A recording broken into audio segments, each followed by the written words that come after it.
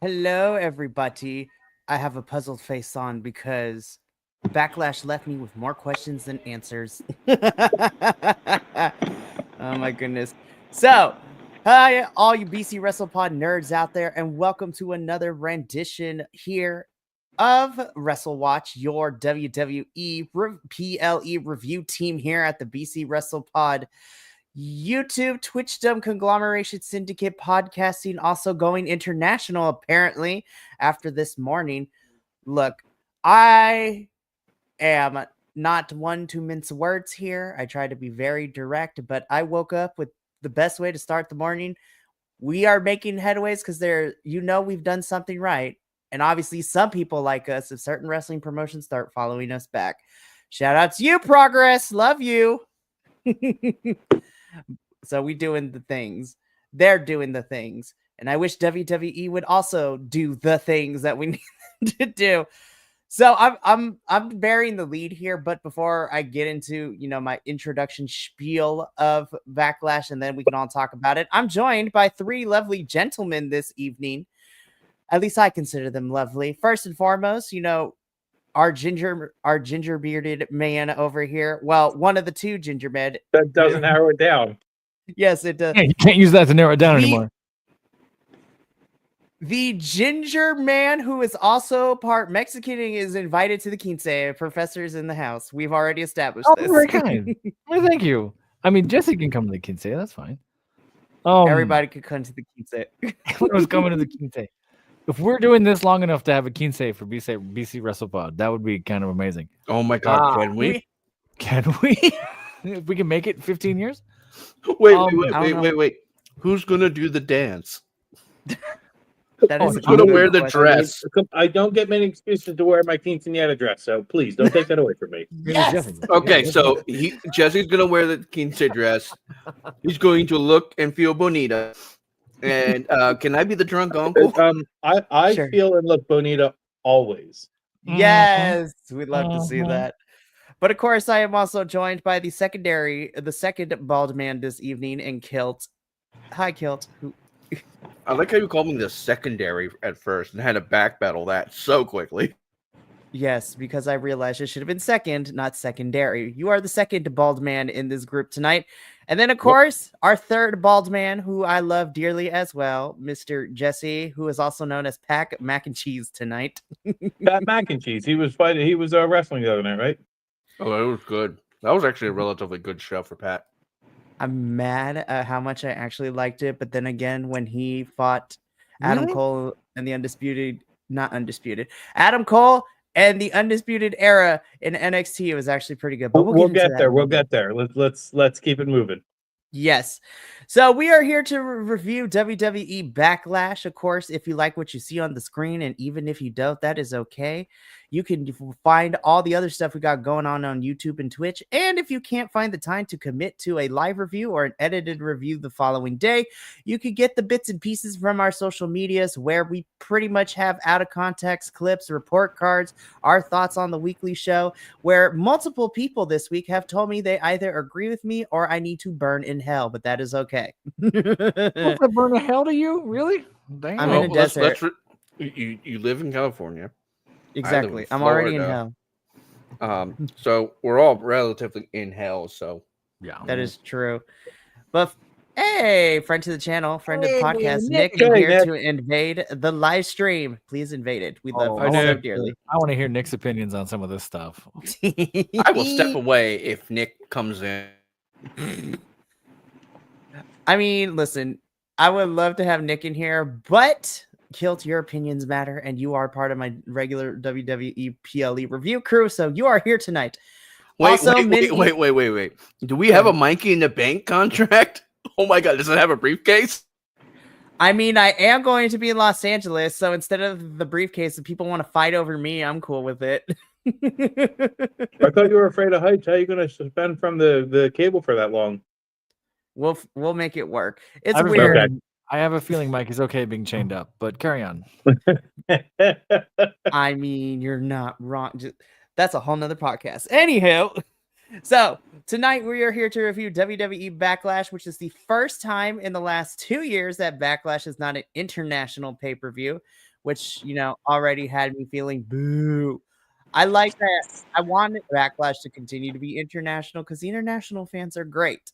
But this Backlash takes place in St. Louis, which, of course, if it wasn't obvious from this picture right here, the main focus or the main person that is being used to be advertised this event is, of course, the hometown boy from St. Louis himself, Mr. Randall Keith Orton, Randy Orton. We're going to get into him in a little bit, but there's going to be lots of ups and downs for this pay-per-view. So I feel that because certain people have already made opinions known on the internet, I'm just going to put this up. It's been a while since we had to put this baby up. Oh, this guy. I haven't seen this guy in a while. I Adolfo see it every time I come on. I'm starting to feel a little targeted. No, it's not you, Jesse. The only reason this got brought back is because Adolfo said some out of pocket and stuff in the previous review last week. So I had to bring it back just because of him. No. I'm just kidding. I love you, Oh, Adolfo. no. I'm gonna see you later tonight. We brought that back recently for something we had on. Well, anyway, let's keep going. Just alrighty, so let's just jump into everything. We're gonna kick things off with what opened Backlash, which was this amazing car crash of a match, which I love.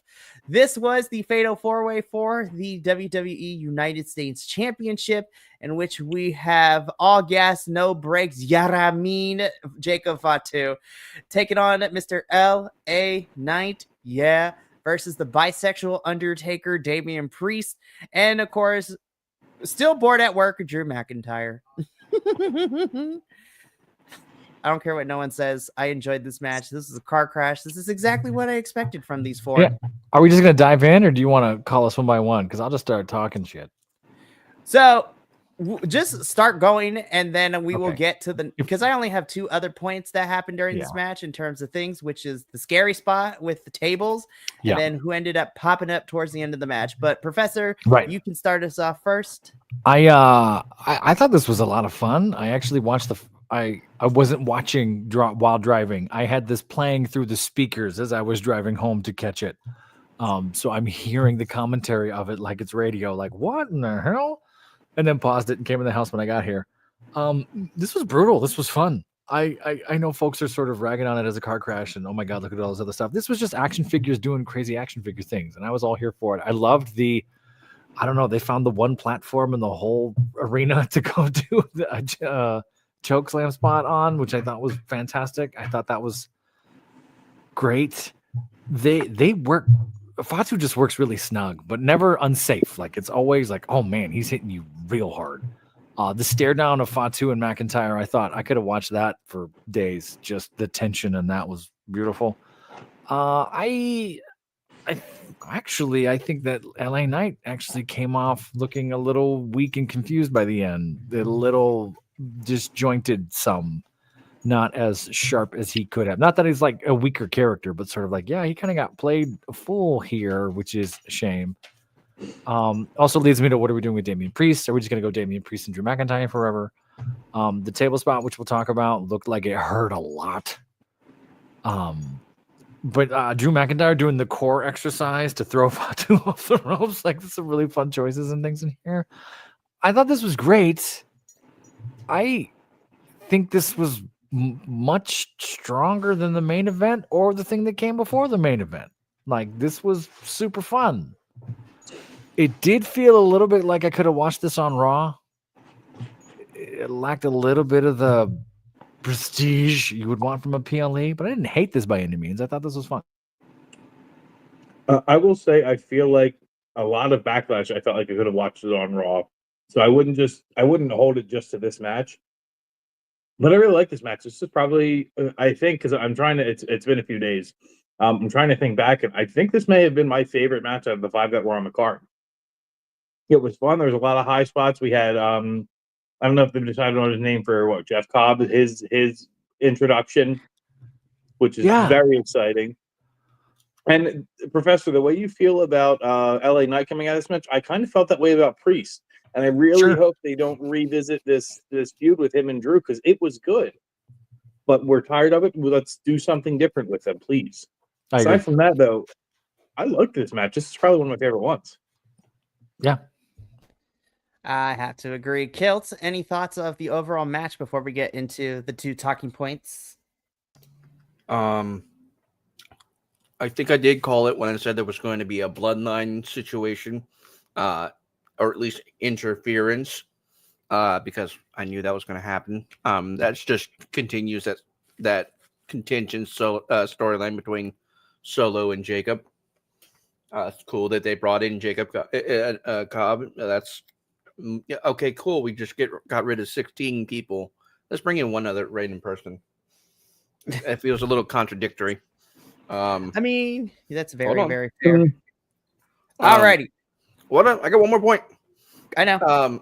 And it's it's a kind of a funny moment when Drew and Damien are out in the crowd fighting, and Damien just grabs a camera and says, "Still bored at work, huh?" and just slams him into a box. It was great. It was a very good line. It was a good line. It is. Yes, Jesse. Go ahead while I move stuff I around. just want to counter Kilt's point about we just lost people and bringing someone else in. Did the background just change, or am I having a stroke? Both. No. No, we're good. No, I think that in sake of quality, Jeff Cobb is better than the Tongans, and I think it's a better fit. And because I've got to add some humor in here and some levity. Solo needs to get a refund from his barber, whoever did his shape off. It was so bad. My wife thought it was a wig, and a bad wig. I love it. Alrighty. So before we talk about the 2 talking points that I want to discuss in depth about this match, first let me bring him on. He is friend to the podcast, a friend of ours. We love him to death, love him and his wife to death. Of course, from the Nick Happy Hour podcast, Mr. Nicholas is in the house. Hey, what's up, man? You were talking about people, random guys derailing things. So I was like, all right, let me just come in and derail it. Perfect segue. Of course. There's 5 beautiful bald men on this podcast right now, and I'm very, very happy. Now, Mikey just needs to grow a beard. Yeah, good luck on that one. All righty, Nick. You can do it, Mikey. You can do it. I mean, I probably could. So, Nick, we do have 2 talking points we want to discuss, but I do want to get your first thoughts on this match overall for the Fatal 4-Way. What did you think? This might have been the match of the night. Honestly, yeah. Just like the fluidity of it. And Nikki and I used different terms. She used liquidity or liquidity, whatever. It's a tough word. After we've been drinking for the happy hour for the last 2 hours, it's hard to pronounce. But regardless, the spot, the Drew McIntyre, and it may be not as miraculous as I make it out to be, but the belly to belly, it's belly to belly, whatever it is, but into the swanton splash, whatever you call it, senton splash. But that spot, because of the fact that Drew McIntyre had, you don't know how far he's going to throw you. His athletic ability for Jacob Fatu, that moment to me is a huge moment in this whole match. We do our whole Mike, it's our big Nick energy, the big moments of the night, and sometimes it's a move that you don't see, the vertebraker or things like that in WWE. But this, to me, it required so much athletic ability, and this match had so many moments of back to back to back to back to back, fluidity, which a lot, and we've seen it a lot more lately in WWE, right? The last year and change with WWE, but with Triple H, but even the spots where I forget who it was, but it was the Claymore and someone got finisher after finisher, but you fell down into a pin and we're this is the end. This is how Jacob's going to lose. And all those false finishes that this match set up, I had a tough time distinguishing this as match of the night between this and if you're talking just straight on 1-to-1, Dom and Penta, which is obviously you're gonna all talk about real soon, but it's hard. This is probably match of the night for me in terms of in ring. I have to agree with you, Nick. I concur too. Yeah. Yeah. I think in ring wise, I think this was probably the strongest of the 5 matches. But I also, when we get to Dominic and Penta we'll also talk about. I actually enjoyed that match too. But there are two things that I do want to discuss. First and foremost, of course, because I had to make sure I was watching things correctly. But of course, we got the update. Now, this still frame is an epic shot of Damian Priest hitting a very high south of heaven from to Drew McIntyre through some tables. However, it has been noted that when the landing happened, Drew's head missed the table and went kerplunk onto the bottom of the floor. So hopefully this does not mean concussion protocol. WWE medical staff were evaluating McIntyre for the remainder of the match, and they've been continuing to monitor him when they took him to the back. No update quite yet as to what the current status of Drew McIntyre is. I will say, though, speedy recovery. Hopefully everything's okay. And it would kind of suck for Drew to have to sit out for a little bit after pretty much carrying his 2024 on his own last year, and the work rate horse, the work person here of 2024. That would very suck. But also, it has been reported that spot also may have caused some damage to Damian too, which would also doubly suck. Yeah, it looks like at the very last minute, Damian's putting his arm down. I'm just watching the replay to catch himself a little bit because he's off just a tad.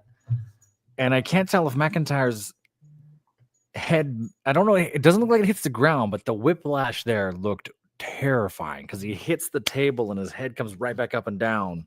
So he's not able to brace himself going down the second time. Mm-hmm. And they're checking him for all neck and other shit. He's not moving at all. Yeah, that's scary. Yeah. It is scary. So speedy recovery to both Drew and Damian. Hopefully we don't lose them. Well, Mikey, is there any so the one benefit to this, and it's kind of crazy, like you can never talk about it, like it's weird that like this feud started at WrestleMania, right? Mm-hmm. Like basically at WrestleMania. So, which is really rare because like what feuds start at WrestleMania? It doesn't happen. And it's because you had a weird WrestleMania. Yeah, we did. We did. And to this, and like to this point, like it's not like, and yes, you hope everyone's safe and there's no extended injury time lost, right? Like, but for this feud, a couple weeks off TV for either of them wouldn't do any bad.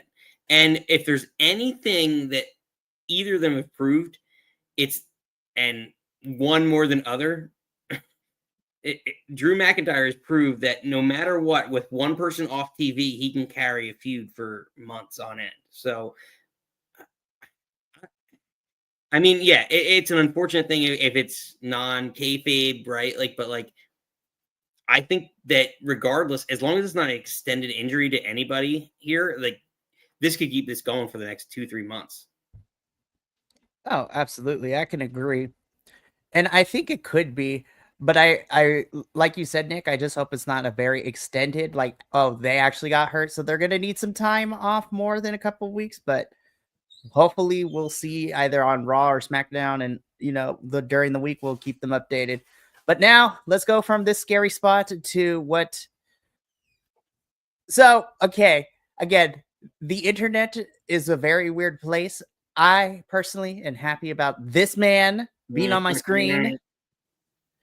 So, really quickly, towards the tail end of this Fatal 4-Way, of course, first we get the weekday, Timu Weekend, Solo Sikoa, whatever you want to call him now these days, come in to kind of help out Jacob because, it seems that Solo wanted to keep the championship in the bloodline because he thought that Jacob wasn't going to hold it.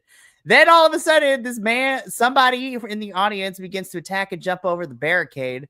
Of course, as somebody who watches too much wrestling, just from the frame alone, I was like, I know who this cannonball is. And then, of course, we get the close-up of the shot. But this is Jeff Cobb has finally made his appearance at WWE. Jeffrey, I am happy to see you. For those of you who are not aware, Jeff Cobb's most recent place of work was at New Japan Pro Wrestling, of course, in Japan, where he... I don't know WWE if it is or was. I will still consider is part of United Empire, which is Will Ospreay's faction in New Japan. this man can go. And also for those of us who watch Lucha Underground, this is also Matanza Cuerto as well, which makes me super excited for that. Jeff is a beast. He is, of course, Samoan, but he is very agile and he's very quick. Don't let the cannonball size frame fool you. But I am happy that he is here. And I'm glad that it took the crowd a little bit, but I'm glad that when they recognized and showed his face, everybody got a pop for it. I was like, thank you. I'm excited to see where he goes. That is all. I'm not against it at all. I looked at some clips of him. I had to remember him for a second because I don't watch wrestling like you do, and I need to. I guess I should be better. I'm happy he's there. I'm happy he's getting work. I'm not sad he's in the bloodline. I'm a little like, where are we going though with this bloodline? Because there's like, but okay. It's anyone who's Samoan can be in the bloodline. Is Samoa Joe going to be in the bloodline someday? Like, is it just anybody who's kind of sort of loosely has a, I don't know. Right. Like, are we going like Samoan from Samoa, or are we doing full Polynesian to make it bigger? Because I believe Jeff Cobb's actually Hawaiian. Sure. That's the thing. Now we're into, the Southern Pacific bloodline. Like, it's just bigger. What do we want to do?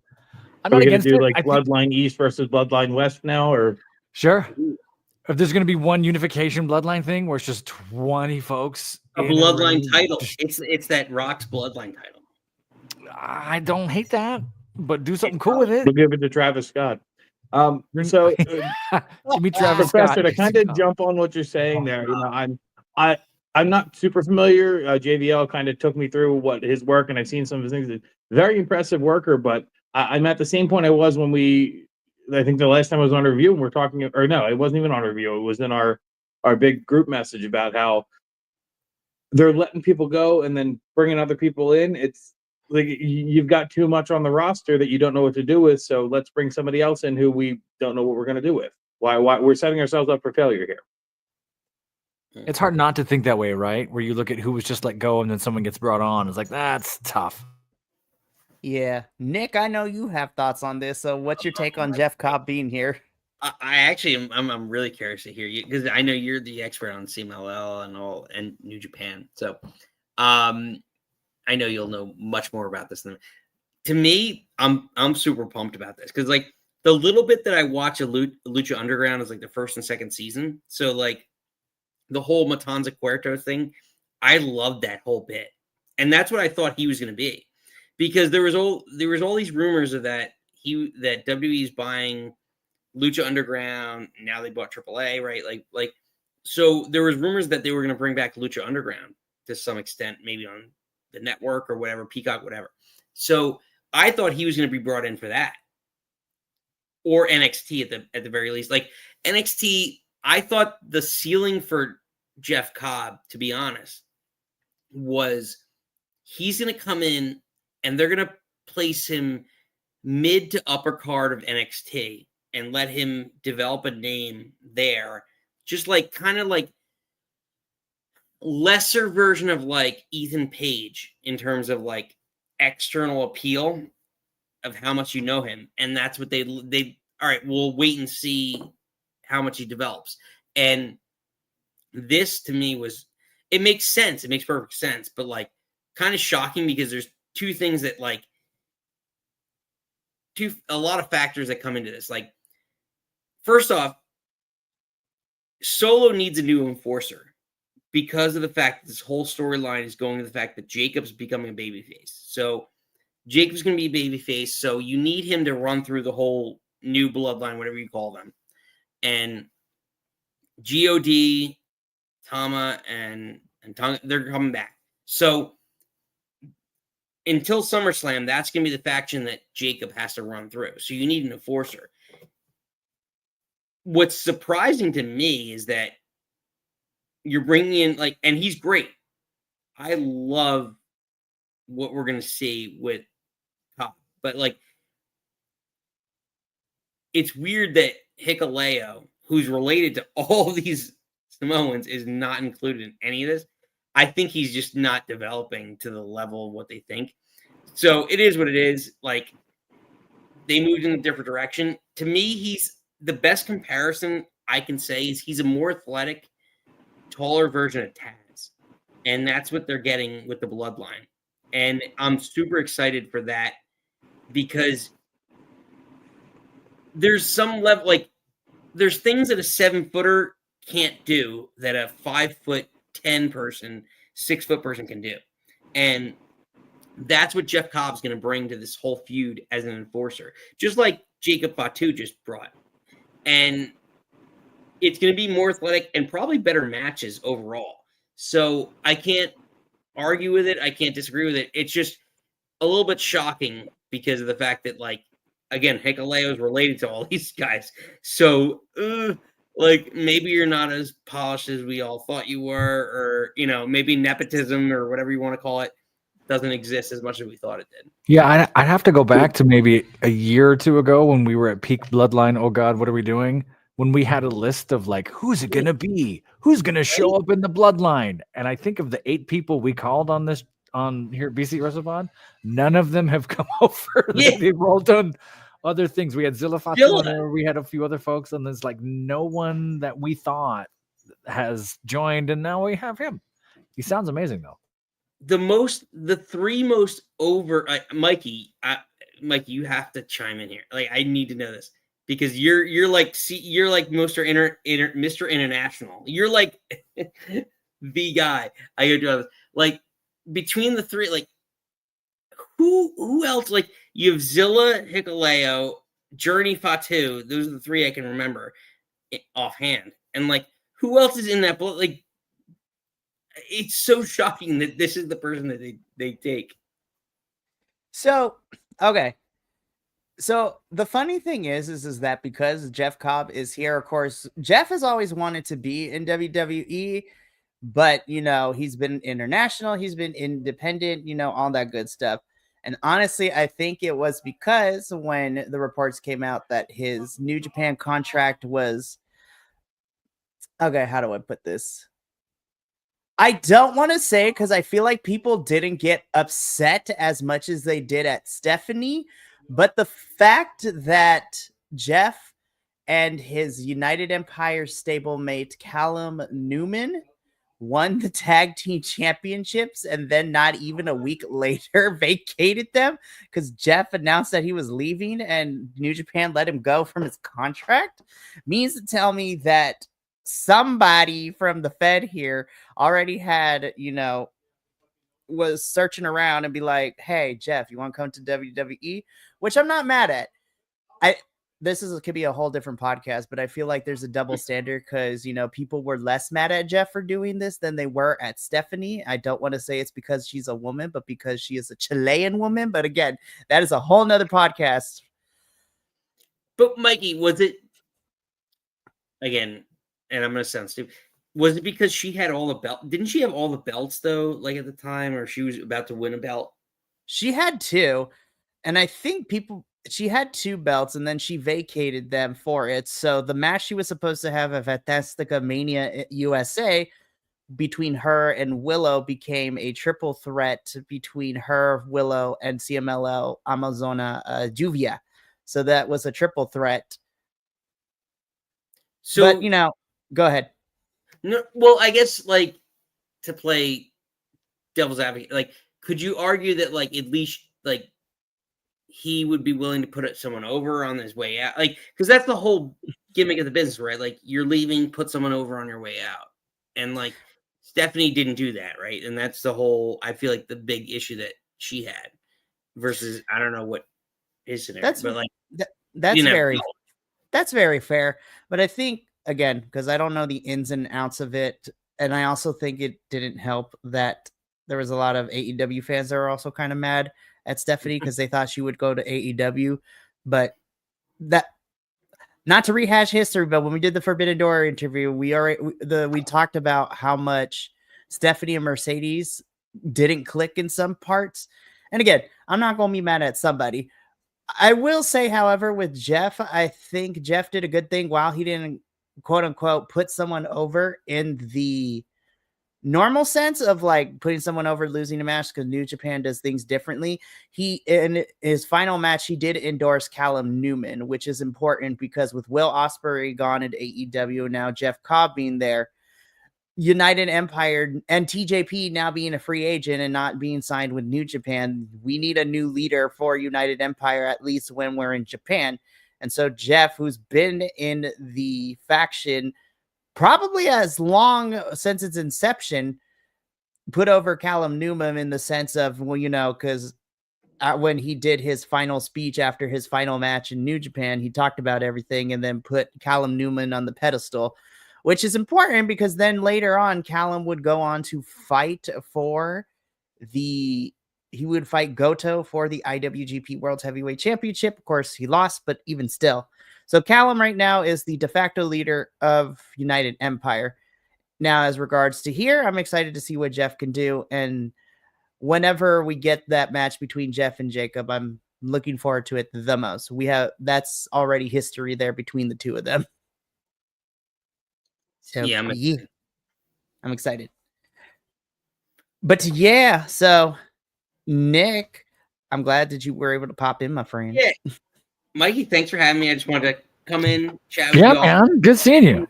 Very, very passionate about it.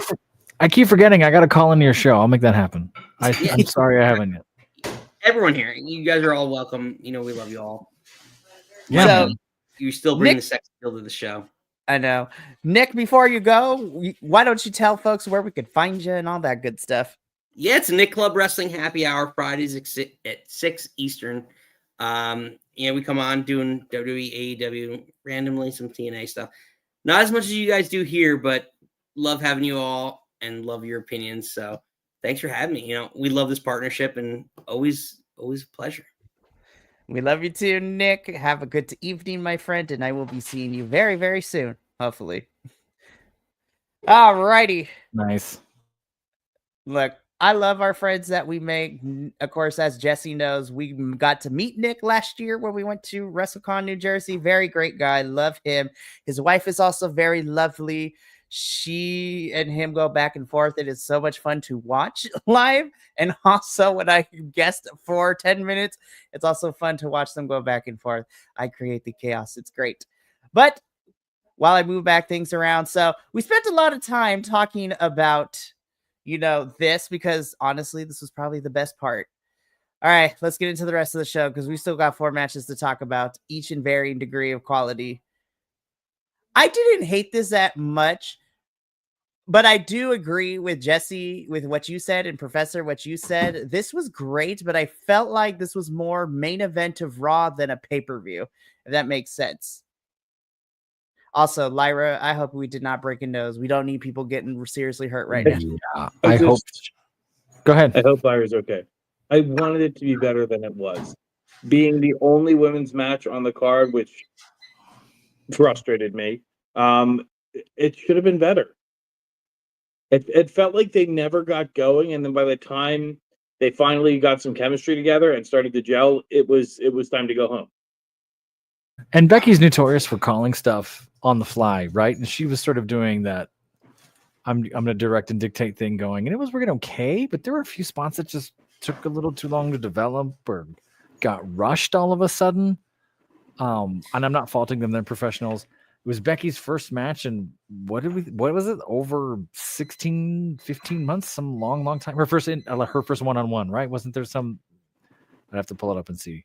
It's the last match that she had was against, I believe it was Zoe Stark in a false count. It was either Zoe or Trish in a false count anywhere match on a Raw. So it wasn't bad at all, and they do work well together. I'm just wondering, there was some miscommunication and certain things that didn't land, and I'm trying to pull it up now. There was 1 or 2 moments where they just missed them. They missed the move.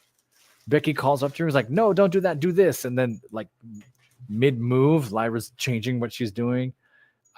I do think she broke her nose on that straight right all of a sudden because she was super close, and Becky threw it anyway, and bam! And then all of a sudden we went go home, and then the next 2 moves it was over.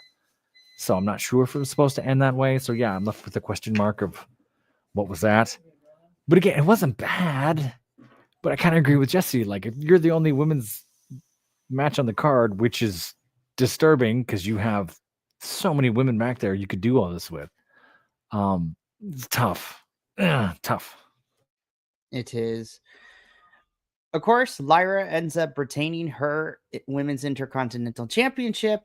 And because Becky decided to attack her post-match, I already knew. I was like, we're getting a rematch at some point. I was like, this was just to set up what we're going. Now, I'm excited because if this is a feud that carries us to SummerSlam, I'm here for it. But Jesse, thoughts?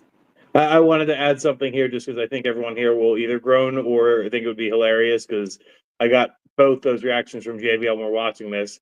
Because you could have really just turned the screw on everybody and had Charlotte come out to make the save. Yeah. And try and force her to be the face here. Oh my God. Kilt, hold on. I'm gonna screenshot this face from Kilt real quick. So I'm not saying I want that, but it would be a hilarious, like, big old FU to the fans. And it would have been a of course moment for us. Like, of course that's what we're doing. Surprisingly, though, I will say this, and maybe it will happen later. Surprisingly, no Bailey to come out and cross Becky because, Becky admitted she's the one that attacked Bailey to begin with to take her off the card. So, to take her off the card for Mania, at least. But we shall see what happens if this leads to Bailey versus Becky for that title at some point. Cool. But right now, Lyra is still our Women's Intercontinental Champion. Hopefully, she doesn't have too busted up of a nose, but this is what happens when two Irish girls fight. We love to see it. Love both of them. Internet needs to lay off Becky. She is not Becky Hogan. She is the farthest thing from it. Just putting it out there. Yeah, that's a weird moniker they threw at her. It makes no sense.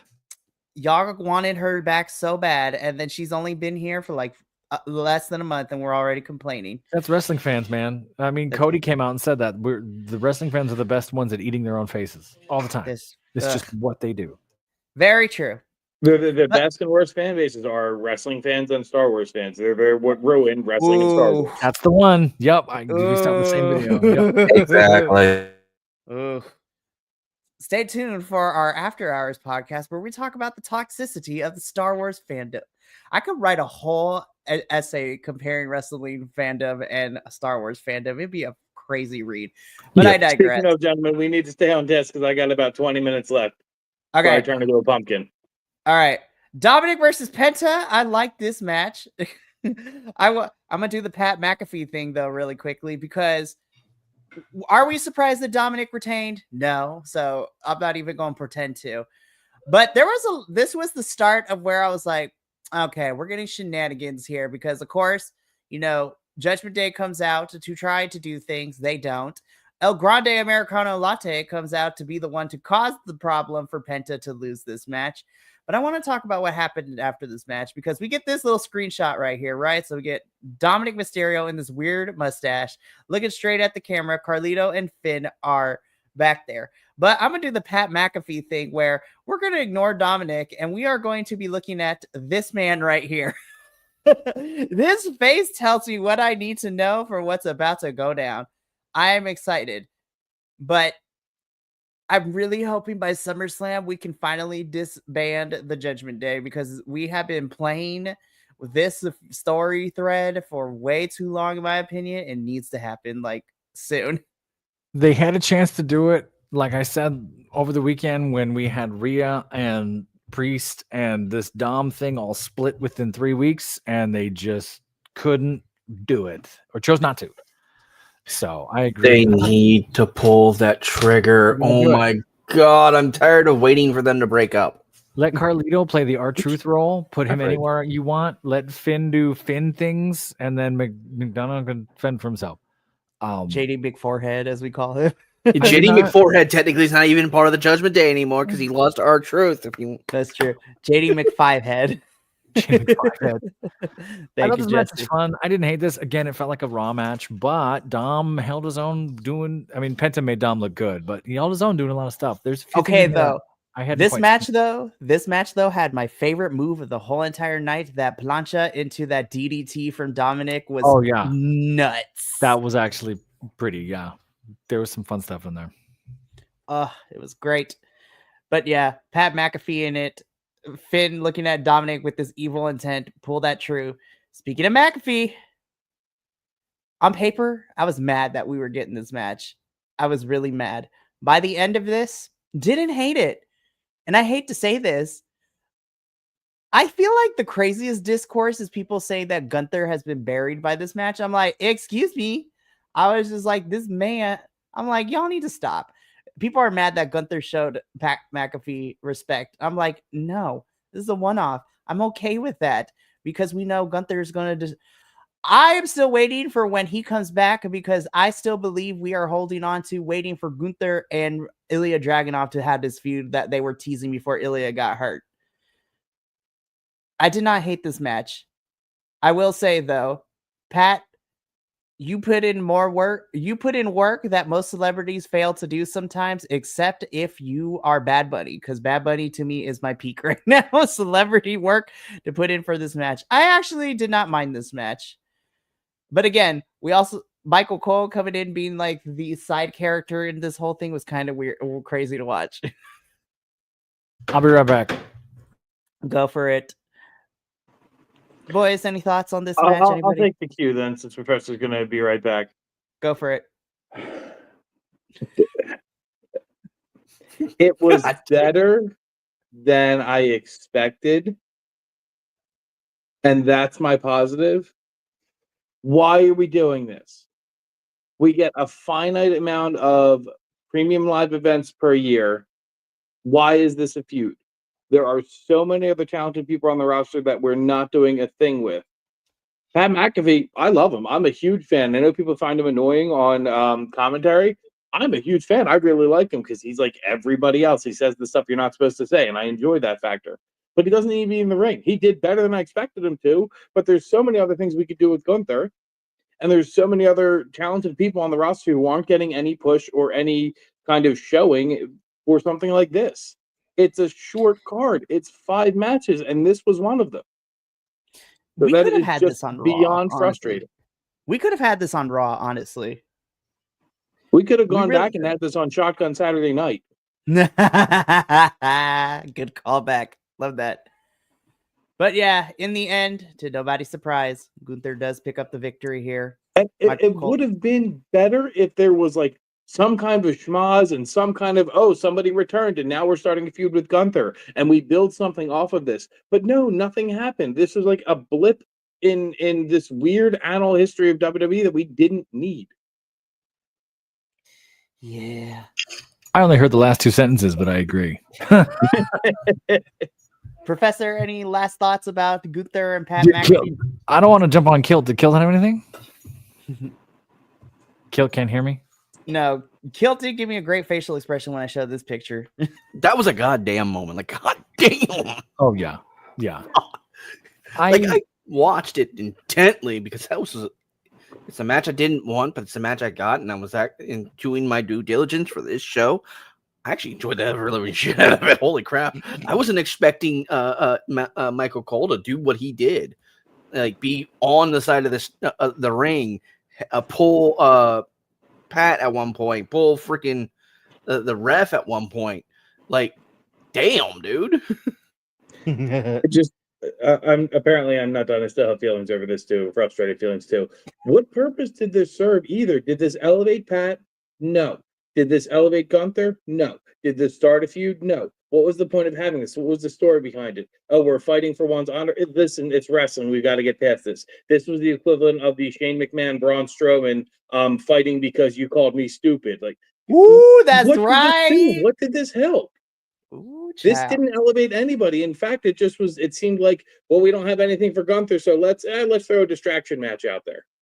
We can get into a whole podcast about this, but it seems that now the Fed here is more concerned about making viral moments and memes than like telling stories that actually count. I'm like, listen, JBL knows this because he owed me a favor and he had to cover a TNA pay-per-view with me. As a TNA fan, I'm used to TNA sometimes having 2 weeks to build up to these pay-per-views, right?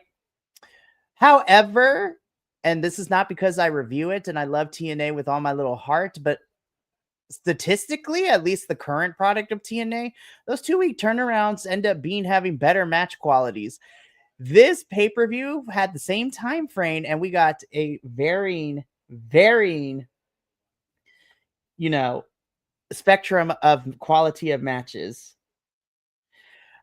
But Again, Jesse, I agree with you. This did not elevate to anybody. We did not get a surprise return. Nothing. This is This summer's going to be weird for WWE because now that Backlash is over, the next thing for them is Money in the Bank. So most of those matches are going to be qualifying for Money in the Bank. So we shall see what happens with all of that. But now let's get into this because I have thoughts about this.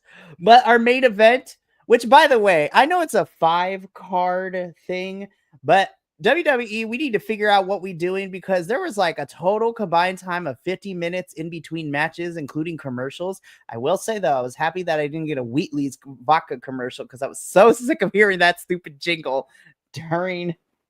Well, when you want vodka, you think, yeah, American.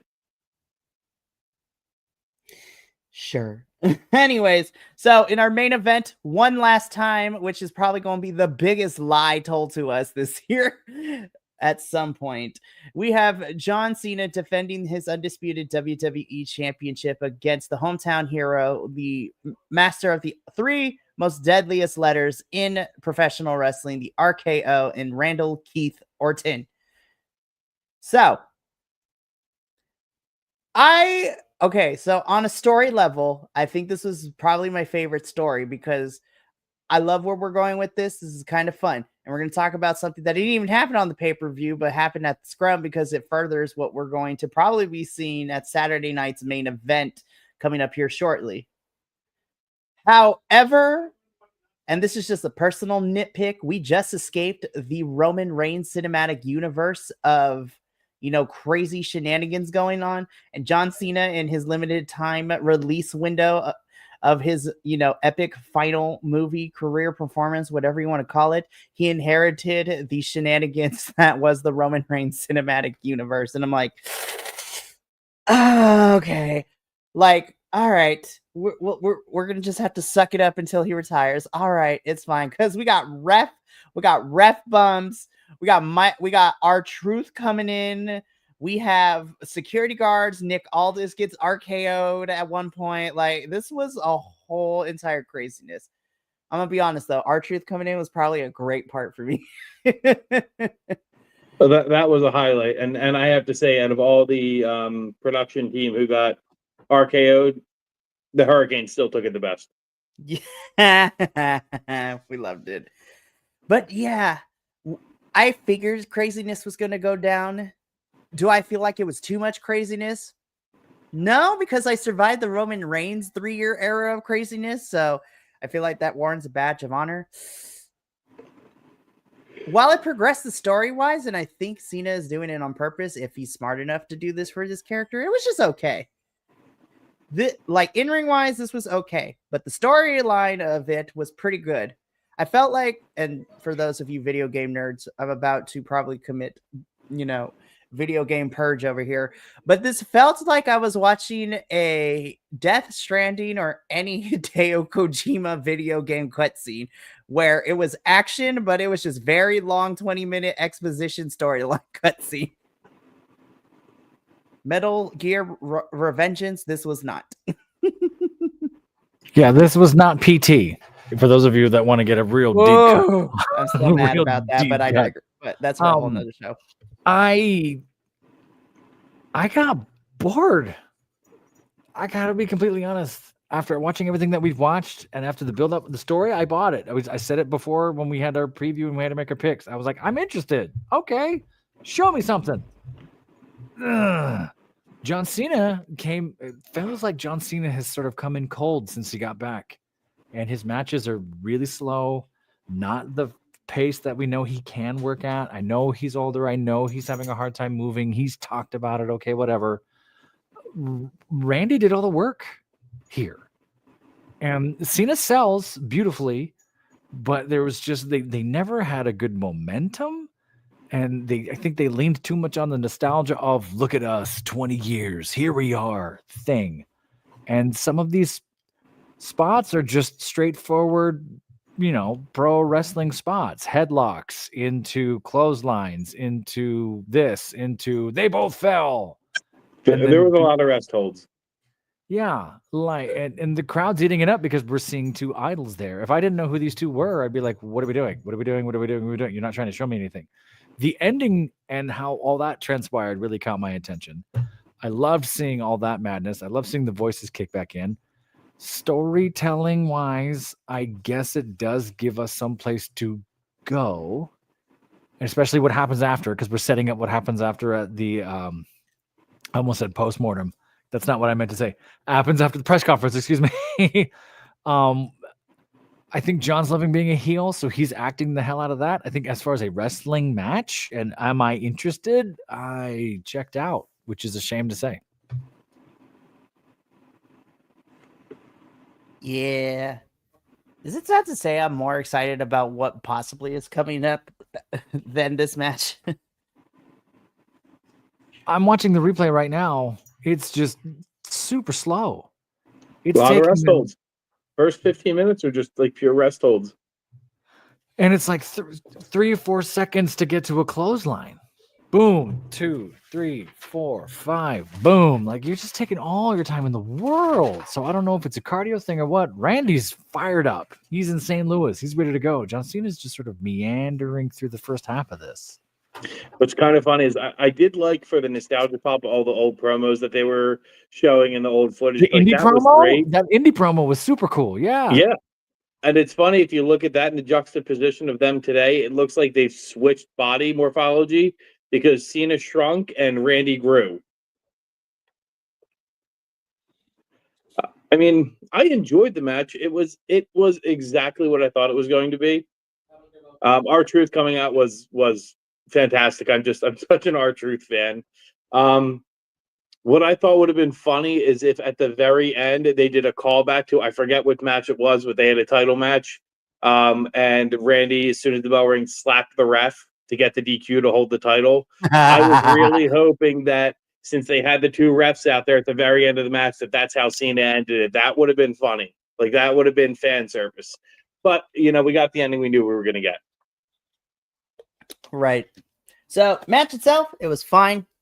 Cena does retain his undisputed WWE Championship. But what I want to talk about is, and I really hope this is true, that this Cena will be at Saturday night's main event at the end of this month. No watch along because I will be out to Memorial Day weekend, as I always am. I will be chaperoning children at a college campus. So this is going to be interesting. And of course, while I'm also there, I will still have to do my due diligence because there are 3 pay-per-views that weekend. Oh, God. Anyways, this is the final thing we're going to talk about before we sign off for the evening and go into the ending spiel is at the press conference, the scrum after Backlash. This is the important thing.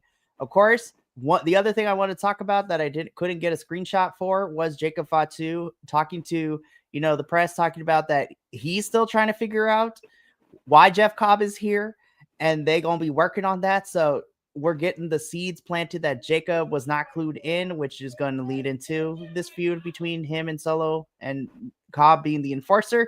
But the important thing is Cena is up at the scrum. R-Truth interrupts and tells him that, he still believes in him. And even though the crowd's, and he still believes in him, even though the crowd continues to tell him that he can't wrestle. Cena tells Truth that, he crossed the line. No. He said, Ron, be careful. Yes.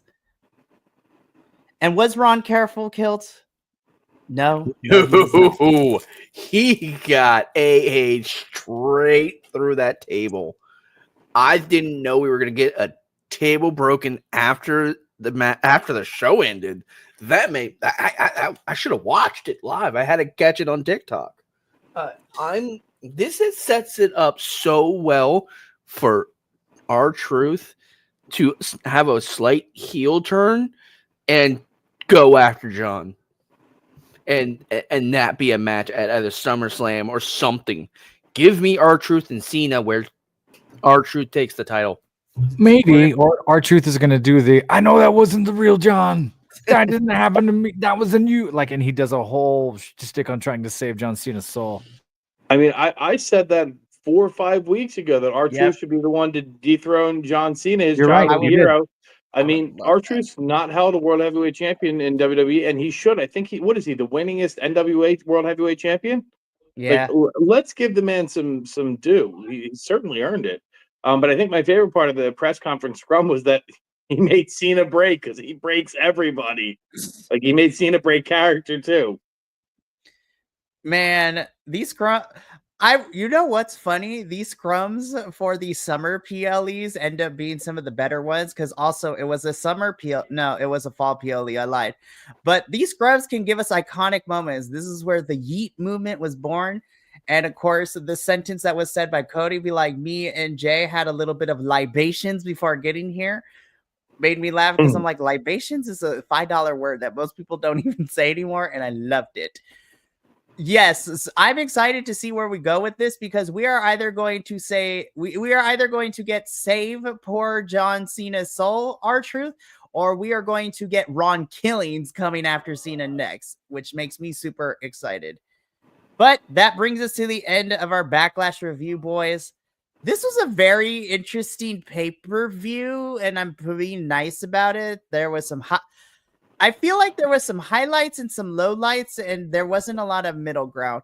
I think the best thing that I've come to the conclusion with our thoughts and all of us talking about this is that outside of maybe the United States Championship Fatal 4-Way, which opened the show, by the way, everything else was good enough, but it felt like it belonged more on an episode of Monday Night Raw than it did an actual pay-per-view. If you gave this an hour worth of soap opera promos, it was SmackDown. That is very true as well. That's what we're watching. That's what it could have been. Yeah, so I mean, this was okay. I don't think this is the worst pay-per-view this isn't the worst pay-per-view for WWE so far this year, at least not in my eyes. But now, between now and their next pay-per-view, outside of progressing some of the stories, we know that most of the matches, however the brands decide, are going to be for Money in the Bank qualifiers. Because Money in the Bank is in 3 weeks, which is crazy to say. Really? Yeah, so because next week's Memorial Day weekend. The only reason I know this is that this week is a regular week. Next weekend, the following weekend over Memorial Day weekend is Saturday night's main event because we also learned that Mr. Yeet, Jey Uso, will be defending his title against Logan Paul at Saturday night's main event over Memorial Day weekend. But also the following day on Sunday is NXT's Battleground. And then the following week after that, after Memorial Day weekend has subsided. No, I lied. Not 3 weeks. No, it is 3 weeks. Yeah, 3 weeks. Oh, my God. 3 weeks is Money in the Bank. 3 weeks is Money in the now Bank. we got to build up where we're going in 3 weeks. Like, how are we going to make this happen? And then SummerSlam is the first weekend of August. Yeah, because WWE's summer schedule, you have Money in the Bank at the beginning of June, at the end of June, which, by the way, announcing this now so nobody's confused when we don't see it, we will not be covering a live review or doing any type of watch along for Night of Champions because I still hold to the fact we do not review the Saudi shows, which sucks because we're not going to review the Rumble next year, but that's a choice that WWE made and I stand by my decision. Hey, we get a night off finally. That is true.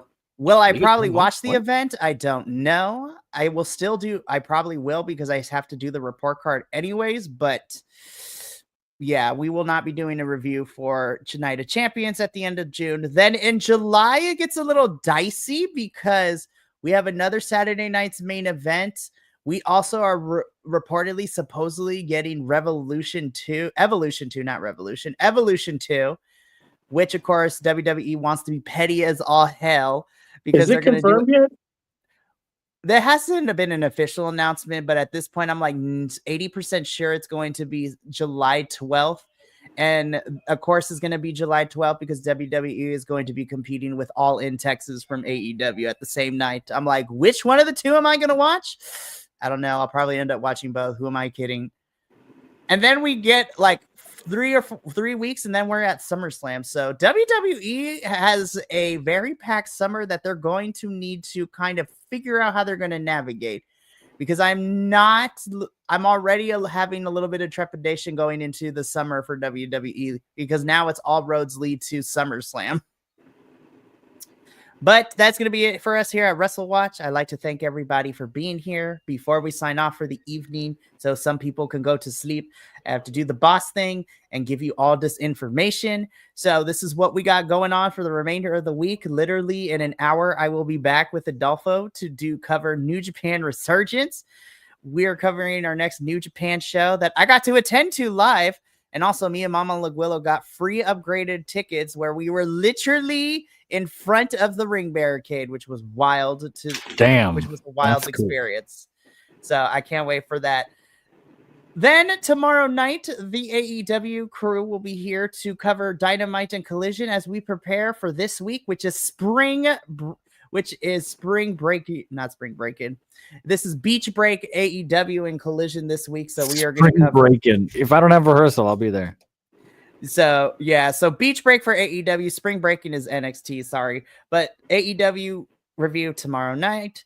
Then on Wednesday, you get a double dose of NXT and CMLL, which is going to be fun time as well. On Thursday, we are heading back up north where myself and Will be covering Maple Leaf Pro Wrestling's Northern Rising. So the flannel fighters will be in full effect that evening. I cannot wait for that. Then on Friday, the Takedown Troop is here to review another episode of TNA. And all things conclude this week on Sunday with our Dual Dynasty review, as we will review the Raw and the SmackDown post Backlash to see what's up with all of that. But we're going to get up on out of here. So from all of us here at BC Wrestle Pod, remember, take care of yourself, love one another, stay Bi-Conic, and more importantly than anything, you deserve to finish your story. We will catch you later, but until then, sayonara, adios, we love you, and we'll see y'all soon.